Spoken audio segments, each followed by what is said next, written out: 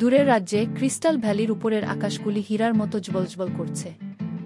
এর হৃদয়ে একটি ভাঙ্গা যায় না এমন গম্বুজে বিশ্রাম নিয়ে সম্পূর্ণ কাচের তৈরি একটি জাদুকরী গোলাপ দাঁড়িয়েছিল।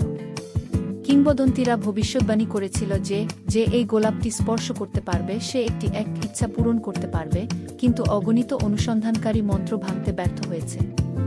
একদিন মীরা নামে এক কৃষকের মেয়ে প্রায়ই তার সংগ্রামী পরিবারের জন্য একটি উন্নত জীবনের স্বপ্ন দেখত।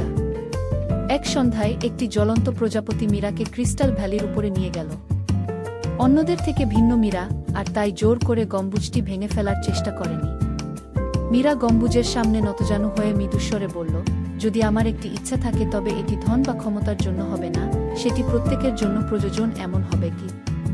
তখন গম্বুজটি জ্বলতে শুরু করে এবং কাচটি ছিন্নভিন্নভাবে ভেঙে যায়। মীরা গোলাপটিকে স্পর্শ করার সাথে সাথে গোলাপটি আলোতে ঝলমল করে।